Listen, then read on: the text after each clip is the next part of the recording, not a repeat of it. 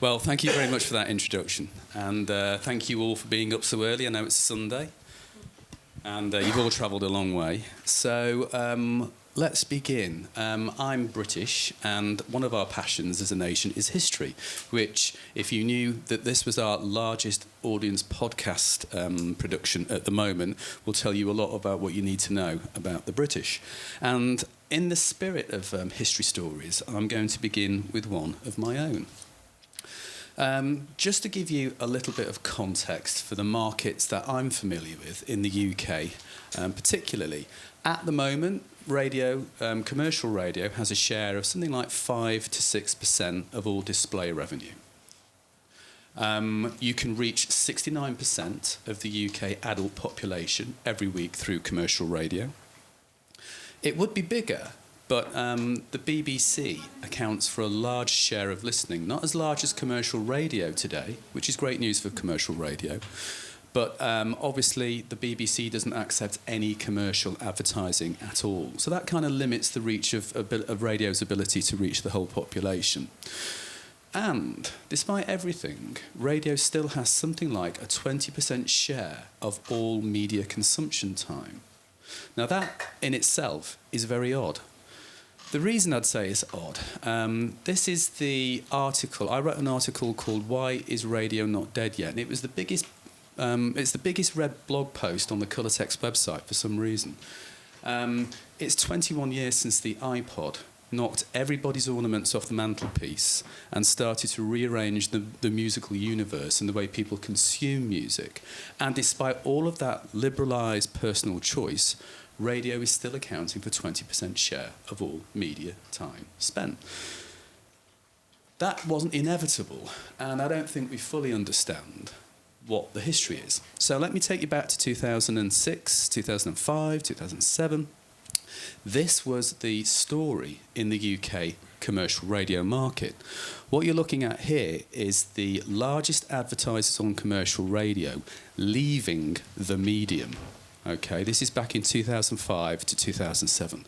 You can see the percentage of big advertisers leaving radio was starting to grow and accelerate, which was a huge concern to the industry. The reason this was happening, or one of the reasons, was that digital had just been born and broadband adoption was taking off, and that increased the audience for people that wanted to use digital advertising to reach their markets. And you can see digital grew and nothing else did. There were other reasons as well. We were concerned, so with the Radiocentre, we started to ask advertisers, what's wrong? A lot of very familiar stories. I mean, even today, we still hear stories like this. For instance, audio doesn't command attention. Many advertisers would say it's got no pictures. We're a very visual product and very visual category. Subjective media planning decisions. Despite all of the data, even today, I still talk to planners who say, well, I don't actually listen to radio. So if I don't, who does? Poor creativity and the feeling that hanging out your brand on radio meant it was hanging out with bad company. And one planner back in 2005 actually told us that when my brand goes on radio, I feel like it's hanging out with criminals. I think they meant the local taxi firms that make those very repetitive ads that put the phone number in them. And all of this still happens today. And so on top of all of that, with all of this new data coming in from the digital platforms, planners were saying to us, well, we've got no evidence that radio works. And that was probably one of the biggest, because one of my favourite quotes was that someone said to us, it might not be the right decision to put my client's brand on digital, but it's the most measurable decision, and therefore everybody's happy. So, Mr. Mark Barber and I, back in the mists of time, started to think about a solution. And what we came up with was this. Now, I know that a lot of people that don't speak English as a first language do find it very hard to say this. So, Lidova, you did it very well before. It's radio gauge, as in engage. I think it's the U that throws everybody else off in Europe. So it's radio gauge. Ditch the U. Yeah, maybe we should. If we'd have known this would be a problem, we just thought this was going to be a UK thing. But obviously, next time we'll be more mindful. I do apologise. So what is it? Or, what was it then? Well, it started off quite simply. It's a 15-minute online survey. We test 3 radio campaigns on each of those surveys. That's a way to get more cost effectiveness into the expense of running surveys. It's as cheap to do 3 brands as it is to do 1 because of the cost of the field work. It's very simple. We'd like to do more, but we couldn't at the time. It was also important that we measured familiar advertising metrics. There were already issues about accepting that radio was as good as any other media or could be measured like other media. We didn't want to start making up new measurements for radio that weren't familiar to the advertising community. So we wanted to be conforming in many respects, so we didn't scare everybody. We adopted a very robust test versus control methodology. This is one part of our sample were people who had been exposed to radio advertising, and then we had a matched sample that were same in gender, age, regional profile, that had not been exposed to commercial radio. In the UK, that's quite simple to do because, as I showed you earlier, there's a lot of people who do not listen to commercial radio, and you can build a profile that's matching the rest of the national population from that subgroup. And then the other thing that we did, confidential debrief meetings with the agency salespeople. Now, there's a story here as well. When we first began, we were saying, we're going to give you some free tests for your radio campaigns. And all of the people in the agency said, what a fabulous idea. It's not going to cost us any money. Lovely. Then we waited, and nothing happened. And then we thought, well, this is strange. Everybody thought it was a great idea, but no one's bringing their campaigns to us to test. So what people do in England when they have a problem, they don't go to a psychiatrist, they go to a pub. And that's where we took our clients. And in the pub, after a few pints of beer, the clients told us, and it was a very simple reason, if my campaign doesn't do very well, are you going to show it to my client and get me sacked? Get me fired? It was that simple. So straight from the off, we said, OK, the agencies need to control the distribution of this data. And do you know what? That's so simple for me to say. It took us months to find it out. So you don't need to go through that process now that I've told you. And the other key thing is, and people always ask us this, are advertisers happy to pay for a test on radio gauge? Frankly, no, they're not. If they were, they'd have been testing radio long ago. The fact is, TV is a lot more expensive. And if you think about the production and the media costs of running a TV campaign, if you produce a bad campaign, that is a career-limiting moment. So a lot more research has gone into not making bad TV campaigns. That hasn't been the case with radio. And we all know that radio is usually a peripheral kind of planning decision and budgeting decision. So if you make a bad radio campaign, no one dies.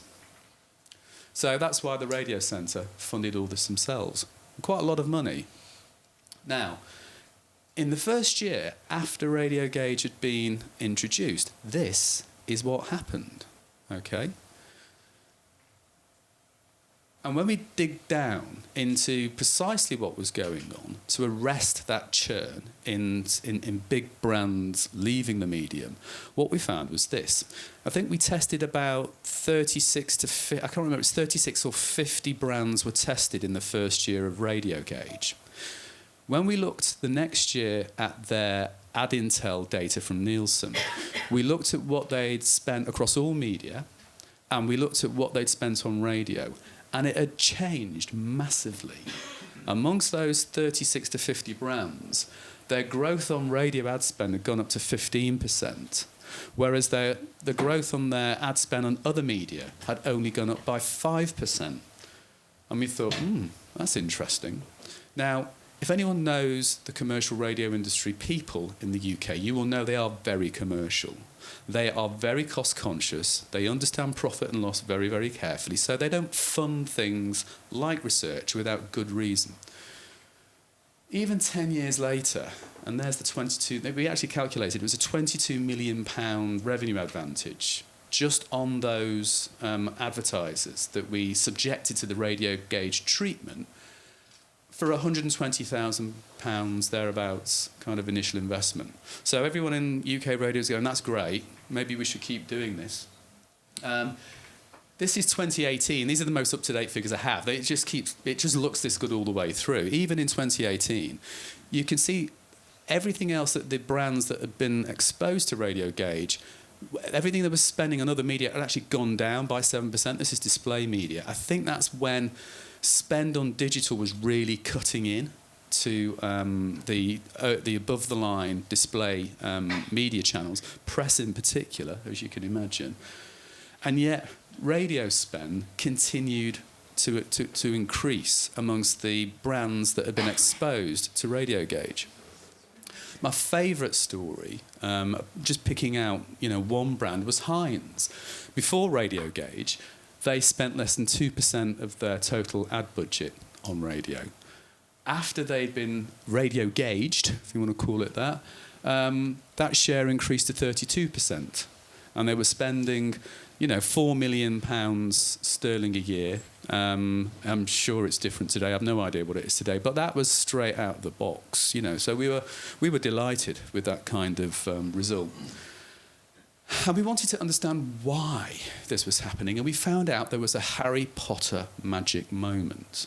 And that magic moment happens in the debrief, as it happens. I already told you that the debrief was important. We didn't want to embarrass anybody in the media agencies. So we have a debrief with the media agency in the first instance. And if you're giving away free research to people, you absolutely insist on having that debrief. Okay, that's a non-negotiable. Most people think if it's free, there's a reason for it. You get treated poorly. Do not stand for that if you're funding this kind of research for radio. Make sure you get that meeting in. And what we discovered is we would shut the door, we'd pull the blinds down. Not every campaign went well, okay, but that didn't matter because what we could do was this. The first thing is we didn't leave people in suspense. Everyone sat around the table waiting to be hit with a wet fish around the back of the head, thinking they've done really bad. Don't do that to people. Give them the headlines straight away. Tell them what's happened. There'll be instances where it hasn't performed great, but we've identified what is working. There are other instances where things are really flying. One of the biggest issues is people don't realise when they're using radio well, and then they go and change it and make it worse. So we wanted to make sure we were instilling and consolidating good practices and optimising and building upon the stuff that was working well. And we went from talking about how the last campaign had performed, and that segued into how the next campaign would improve. And we found through years and years of trial and error, that was the Harry Potter moment. Okay, it's so simple. It's just face-to-face, and it's structuring your story and the delivery of your information in a way that kind of brings people with you. Not complicated, but it took us a long time to work it out. So, it's still going today. I never expected this baby to be such a bouncing, smelly teenager. 17 years and counting, still going. And just a couple of years ago, Mark Barber and the team at Radiocentre said to me, Jason, we've actually now completed 1,000 radio gauge tests. 1,000. Would you be able to pull all of that information together and produce something like a meta-analysis? What do we learn when we look at 17 years and 1,000 radio gauge tests? What might we discover? I have to say, if I'd have known they were going to ask me that back in 2007, I wouldn't have put all of the results into individual spreadsheets, which is what this represents. We didn't even have the right data architecture in place to pull all of this information together. That was one of the hardest things to do. And another learn is, you don't need to make your life this difficult. If you set out with the right data principles from the start, everything gets easier, which I'm going to take us through shortly. From all of that, we built something called Big Audio Data Mine. And this was very successful. If you want to know where we got the idea for that name from, there it is. If you're old enough, you'll know who that is.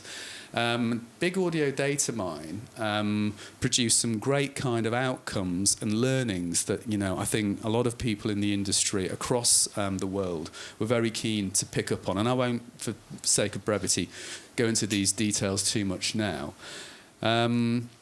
And we followed that up with another approach, which was using regression modelling and looking at radio's ability to drive web traffic. So attribution, we thought attribution was an issue for radio, and the mismeasurement of radio. And that was called the radio performance multiplier. That's done very well as well, and we're actually into performance multiplier too. This was the famous chart. We discovered that within the first hour of an average ad playing out on radio, only about 24% of the web traffic it's going to generate has actually occurred.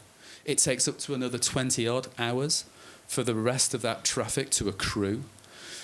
The problem, of course, is that a lot of attribution platforms that clients are using to measure radio's effect are working on 5, 10 minute, sometimes 20-minute time periods to capture effect. And if nothing happens within that period, clearly radio didn't do anything.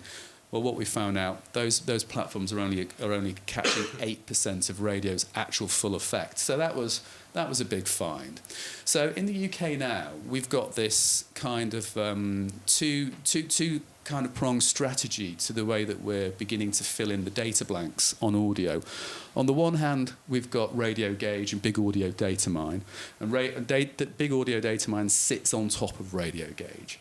And that's focusing on campaign effect, isolating radio-specific effects, uplifts in brand metric performance, media weight, and messaging effects. And on the other side, we've got the performance multiplier approach. This is focusing on ad response, which is different from campaign effect. And I'm very happy to sort of drink beers and argue the difference on that with you. But we're really interested in the uplifts in web traffic conversions and referral channel effects, which is becoming a bigger part of our life in the UK. So much retail now has gone from the high street to online in the UK that a lot of our shopping precincts are wastelands. They absolutely are.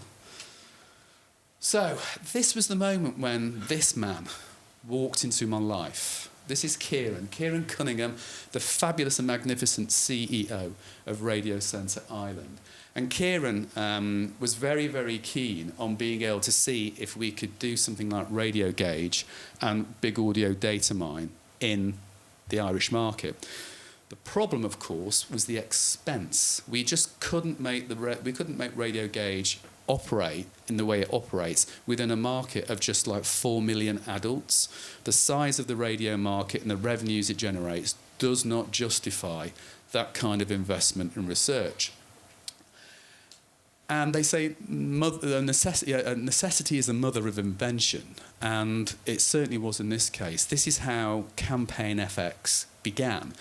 We've got this problem of how do we make something financially sustainable work and stick in a market like Ireland that's also producing very high quality results, that doesn't look like a poor man's Radio Gauge. And I think we achieved it. And it's designed to sit in the same space that Radio Gauge does, but it achieves similar kind of results, but in a completely different way. And I'm going to tell you about that now, but this is now 2025, and it was last year that we were doing this, and we had a bunch of problems when Radio Gauge began, but some of them are still there, but time has moved on, and the problems are different today. We found that we really need to figure out how to bridge what we call the data gap for audio. Radio lacks, like TV and other non-digital media, the data insights that digital platforms just provide, naturally. And advertisers perceive digital as more measurable and effective, which is crazy when they're all complaining about last-click attribution. So clearly, even on their own terms, they don't really believe it. But nevertheless, as a result, radio is often looked in media planning. This is the problem today. And I want to take you into exactly what I mean. I'm going to give you a visceral example of how this works in practice. That beautiful young girl on the far left is my daughter, Olivia. And Olivia's into the second year of her career as a media planner, following on in her father's footsteps. I'm very proud. And she's working for a company called Channel Factory, headquartered in Stockholm, but she works in the Manchester office, which is growing so fast you wouldn't believe. The amount of money going through that business at the moment is phenomenal. Why? Channel Factory is a specialist planning agency that focuses on brand safety YouTube planning. And they're so good at it that they do it for all the major agencies, okay? And Olivia's team, and that's her with her team, at Madfest 2 weeks ago in Manchester, promoting the company. Olivia and her colleagues spend all day on things like that. That happens to be just Google Analytics GA4 dashboard. I can't show you the Channel Factory one. I'd have to kill you if you saw it. It's that secret how it works. But Olivia didn't grow up in the media environment I grew up in. I got my first job on the local newspaper, and that taught me how media works. And you kind of understand what reach and frequency means. You understand what a post-campaign analysis looks like if you've worked in TV or radio. If you want to advertise with us, you have to book and pay in advance. And when your campaign starts, you can't stop it to alter it or change it. And when it finishes, it might be 6 weeks before we tell you what might or might not have happened, if at all. I cannot tell you how different that is for Olivia and her colleagues. They initiate the campaigns themselves, they build them themselves. They've got copy A, copy B, image and video A, image and video B. They are A/B testing those, doing it at scale, getting to see which channel and creative combinations are operating effectively and giving the best ROI.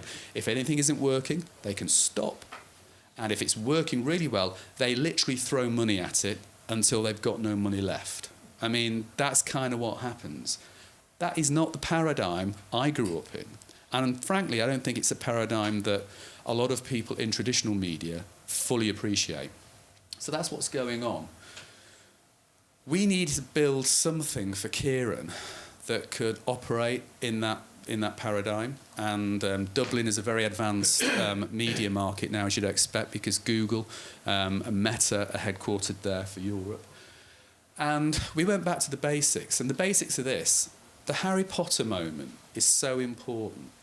We know that if we can produce more Harry Potter moments, if we can scale Harry Potter moments, and if we can get more of those debriefs happening, then we get more of this. But that's the first fundamental principle of what we're trying to build here. We also need to scale up our data presence. Olivia has data on her desktop. The best platforms are the ones that she has best top-of-mind awareness with when she's working, and they tend to get a larger share of what's going on in terms of budget. We don't think in terms of data presence on planners' desktops, but we do now. At least we're starting to think that way in the UK and Ireland. And so this is what we're doing now with CampaignFX. We're trying to square a very difficult circle to square here. So what have we done? On the face of it, it starts quite like Radio Gauge, similar-sized kind of survey with around about 800 adults. Slightly harder to achieve that in Ireland sometimes because it's a much smaller population than the UK. Test and control group, as before, which is great. The way the questionnaire is structured is, again, familiar to people operating the current paradigm. We've got brand upper funnel metrics, which are all about brand awareness, that start the survey. Then we have the mid-funnel metrics about brand connection, consideration, things like that. And then we've got brand response metrics, which are about did you visit a website, did you search for a brand, and did you actually purchase a brand? Which are the outcomes-based metrics that most advertisers are most focused on today. We've moved into an outcomes-based paradigm in many respects. And this is the way it works. For instance, in January, we'll do banking as a category. Now, one of the things that takes up the most time and creates the most expense on Radio Gauge is asking advertisers, can you share with us your creative? Do you want to be advertised? Do you want to be tested on Radio Gauge? And if you're getting media agencies to give you anything, it all slows down. We don't bother with that anymore. I mean, you've got YouGov Brand Index, for instance. They don't ask permission to, find out what people's, brand awareness and ad awareness and purchase consideration is. They just test what's out there in the market. We thought we'd do the same. So, in Ireland, it's a smaller market. We'll test 7 or 8 brands, the leading brands, within a category at any given point in time. So January was all banking. February it's quick service restaurants, fast food, streaming TV, video, and carrying on into insurance. And we do that every month for a different category. And there'll be 10 brands each month that we'll collect data on. Now, the issue, of course, is not all of those brands are going to be on radio. And that did give us a little bit of a worry at first. But as it turned out, it was actually very advantageous for us. In our experience, 50% of the brands, the major brands in a market, will be on radio at the time we undertake a study, and half of the brands won't be. That's certainly the experience here in Ireland, and you can see how that splits. I'm not going to take you through this now, we don't have time. If you want to understand how a 2-factor test and control methodology really works, I will happily bore you senseless with it later on.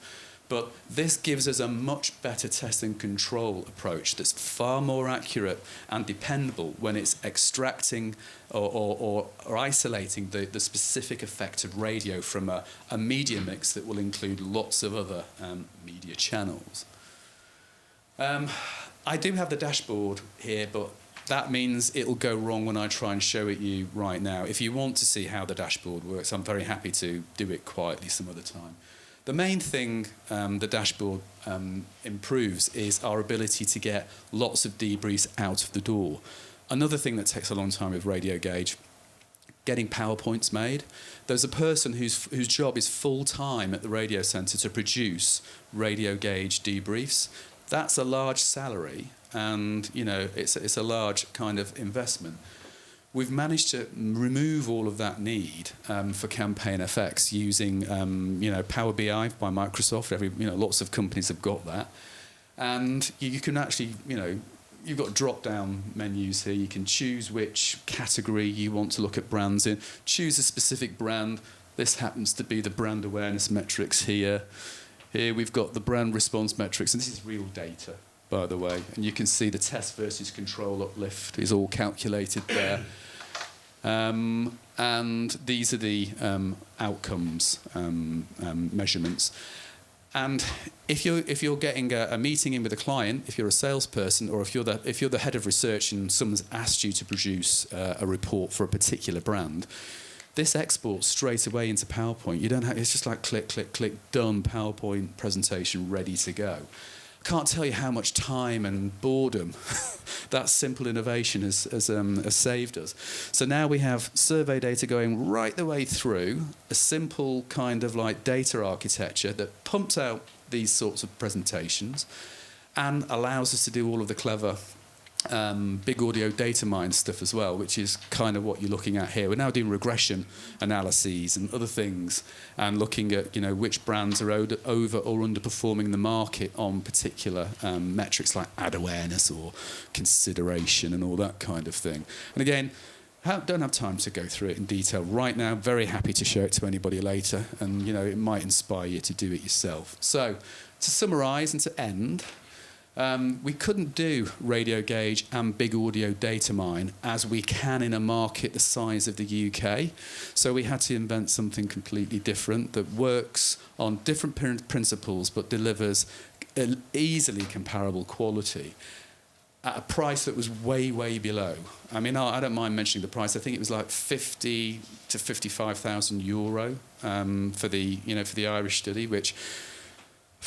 unless I can teach dogs to push buttons, I can't think of any way to get it cheaper than that. It's for 50, 60 brands, data in the bag. I mean, you show me how you get it that cheap, And just to sum up what we think this is doing for us, it's about bridging that data gap, data presence I mean, if you're not told how the radio campaign has performed, you'll think nothing's happened, which makes you invisible. We need more of a presence on the desktop, and we need a lot more of those Harry Potter moments. How do we scale the Harry Potter moments?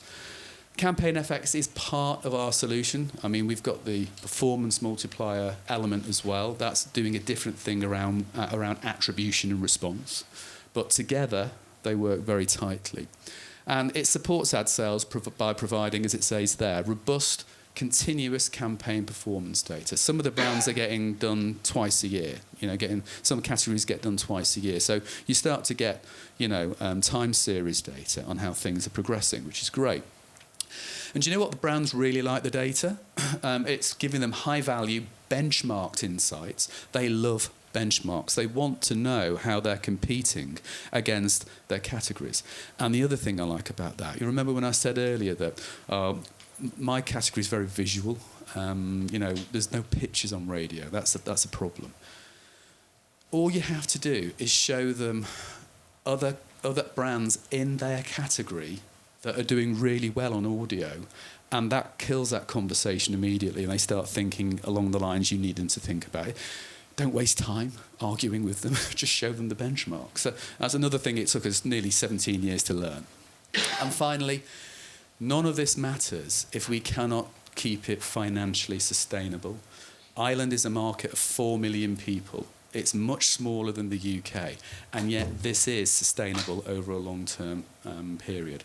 And that was the original brief, and I think we smashed it. So, very happy to take questions now, and if you're interested about the things that you need to have in place in your market to try this sort of thing, would love to chat to you. Thank you very much.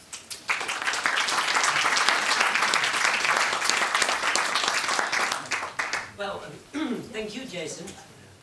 Everybody hear me when I talk without the microphone? Okay, because I think we're all quite surprised about what you told us. I'm coming from the Netherlands, which is a small market as well, small mid-sized. I was wondering, you talked about your daughter, who is a media planner, only in front of our dashboards. So you deliver this, your tool is delivering dashboards to media planners. That's a decision on, that individual, radio groups or individual industry. The Radiocentre would make a decision about something like that. With the Radiocentre, for instance, we've created the Radio Planning Optimizer tool, which is a similar sort of principle. There was a quick screenshot of it up there, and that is made available to planners, and that helps them with their reach and frequency estimates, and what that does in terms of increasing, say, advertising awareness or advertising or brand consideration, for instance. We absolutely have the ability to provide these dashboards to agencies, and I'm actually working on a project right now, and I'm under NDA, so I can't be specific, but we are actually moving in that direction. This is all quite new. I mean, we did this last year, so the technology is coming together. Okay, another question. What was the increase in the Irish market last year? I don't know. I'm still waiting to see the ad intel data, so I'm hoping it's good. Okay, I can imagine about it. And of course, I can imagine that there are questions from out of our audience, and it looks like it's a quite easy fix to get together with the commercial radio side and say, hey, let's have this as well in our country. Yes, hopefully. Yeah. Oh, thank you so much. That's even better. Let me look at all the audience. Are there any questions from the audience right now? Yeah, Paul. Hi, that's fascinating. Just looking at those charts, the monthly charts where you've got brands on radio, brands not on radio. Have there been any major brands that have been unwilling to move into the radio world and advertise on radio? If there are, and what are the objections? What are the reasons they give for not transferring spend to radio? Heinz was a good example. Initially, they were going to put their toes back in the water And so the Radiocentre said, we would like to, support you in that, that test with radio gauge. And that made all the difference. So, lots of stuff about, brand and shelf presence and the visual kind of thing. And like, how can radio synergize with TV work primarily? So I think we understand a lot about how that works. I think the major objection we have these days are from the kind of like D2C, direct-to-consumer, born on the internet kind of brands.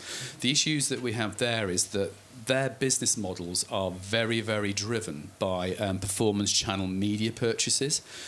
And they've got a very integrated kind of technology stack that begins with like Meta and Alphabet impressions, moves down through to visits to the website, then conversions, and then dispatch logistics and all of those sorts of things. They, for their investment purposes, when they're talking to VCs and everything, they need to be able to show, when they crank the handle at the top, by putting in impressions, what happens at the bottom. And do you know what? They don't actually know how to have a conversation about non-performance channel media in that context. How do we show them that radio is contributing to their paid search conversions? Well, that's what the performance multiplier is designed, to help with. So that's the kind of we've had to learn an awful lot, Paul, about the actual real mental blockages that happen at all layers in the market, and this is where we've been finding a lot of benefits when we do that. If you can give us one actionable insight, we are leaving Tuesday afternoon. What do we do? I think you want to look at those Harry Potter moments. How can you scale more meetings? Believe it or not, meetings will move the dial for you more than anything else to begin with. So meetings with the media agency. Meetings with media agencies. And if your organisations are supporting sales teams to go and have more and more meetings with stuff that means those meetings turn from a conversation about how the last campaign went to how the next campaign will be better, you won't go too far wrong. But the market's changing significantly with the shape of advertisers, like the direct-to-consumer advertisers that we mentioned. Yeah. So you need another plan about data presence. And about data presence and the role of creative in it? Well, creative consistency is absolutely key. Think of a Formula One car. It might have an incredible engine. It might have incredible aerodynamics and a fantastic driver. But we all know from watching Formula One, if they put the wrong tyres on, it's going nowhere. Creative is the tyres. It's the rubber on the road. Yes. I'm a bit curious. In order to digest what you presented about Ireland, how many people from the population, percentage-wise, they engage with radio? First. Secondly, how do they engage? Is it online? Is it DAB? Is it terrestrial? What is, the percentage of the people you interviewed for this? Good questions. So, if I've... From the people that listen to radio. Yeah, if I can remember those in order. In Ireland, about 89% of the population listen to radio. 89% listen to commercial radio every week. You can reach 80% of the population in 1 week with a radio campaign. That doesn't happen in the UK. It's phenomenally powerful in Ireland. Terrible communication. Well, the Irish like to talk, and if there's any Irish people here, I'm sure you wouldn't disagree with me on that. And so the other question was, we don't have the ability to find people that don't listen to radio in Ireland. Now, we've been doing radio gauge in Canada for many years, and it's a similar kind of situation about there being no BBC there. Everybody runs commercial airtime on air. So what we do there is, through weight of listening, we can produce a control group of least exposed versus most exposed, which is the test group. And that's worked very, very well in Canada for well over 10 years. So. And it's worked in Ireland very well as well. But obviously we have to test that before we just rush into a market, and it's kind of nice to know that you can build a test and control sample. Okay, any other questions from our audience? See you later. Well, then I want to thank you very much, Jason. Thank you. And we have 5 minutes. We are very lucky because the bathroom is just over here. We have 5 minutes to change the computers. And, well, you can talk with each other about this beautiful presentation. Give us 5 minutes and we're back with you. There we go.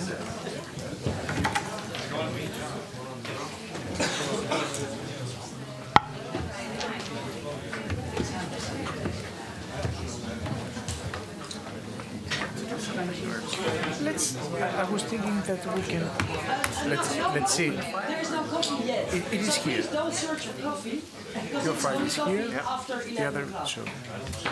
Sorry, After 1 o'clock.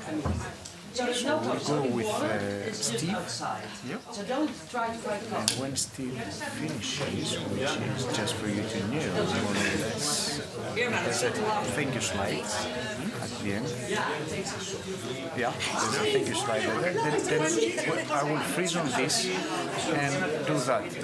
But can I? It would be ideal if I can copy this to yours. Just pen, right? Or is it? No, I try to copy this one. Yeah. Your things into the other one, which is the consolidated version. Let me check. If I copy this one and that one, and put it here, no. It's read only. It's read only. Yeah, it's read only. So not even saved. I cannot save it. Yeah. Okay. This is the tip of it. Don't worry.